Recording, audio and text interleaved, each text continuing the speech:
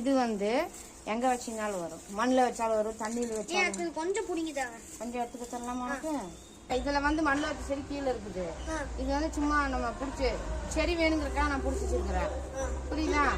இப்ப நம்ம தண்ணிக்குள்ள வச்சோம் அப்படின்னம்னா இலை வந்து பெருசாகாது, குட்டி குட்டியாக பிரிச்சு கொடுத்துடலாமா? ஆனா சின்னதா வேணும். சின்னதா வேணுமா? சின்னதா கொஞ்சம் பிரிச்சு அந்த அந்த பாட்டில் இருக்குதுல்ல மறுபடியும் அந்த இன்னொரு பாட்டில் உனக்கே வேணுமா? இந்த சைஸ் எடுக்கலாமா? இந்த சைஸ் எடுத்துக்கலாம். சரியா? அந்த பாட்டில் சரியா இருக்குமா? கொஞ்சம் வேர் கட் பண்ணிடலாமா? கட் பண்ணிக்கலாம், ஒன்றும் பிரச்சனை இல்லை. இல்லைன்னா இன்னும் கூட குட்டியா எடுக்கலாம். இதுவே போதும் ஆண்டிபடி. இதுவே போதும் ஆண்டிபடி. அது வேணுமா? அப்படியே இதுக்குள்ளே வச்சுக்கணும். எடு.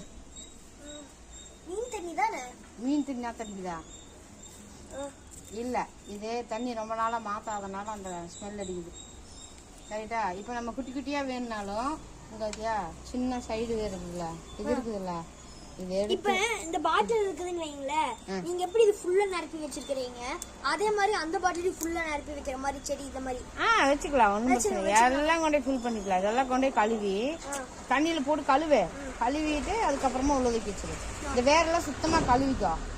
கரெக்டா? இது இதுலயும் வேர் இருக்குது, வேற எல்லாமே வளரும்.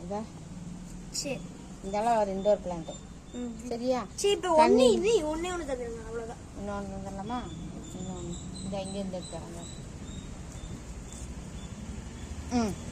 சரியா? இது எல்லாத்தையும் நீ போய் இந்த தண்ணிக்குள்ள வந்து நல்லா கழுவணும். இப்போ நான் என்னன்னா தண்ணி மாற்றணும். இது ரொம்ப தப்பு, ராங். இந்த மாதிரி வைக்கக்கூடாது. ஏன்னா எனக்கு வீட்டில் வேலை அதிகமாக இருக்கிறதுனால என்னால் சுத்தம் பண்ண முடியல. ஆனால் கொசு வராமல் பார்த்துக்கணும், புரியுதா? தண்ணி சுத்தமாக வைக்கலன்னா கொசு வரும். அது தெரியும். கரெக்டா? முட்டை போட்டு அப்புறம் புழு வரும், பத்தியா?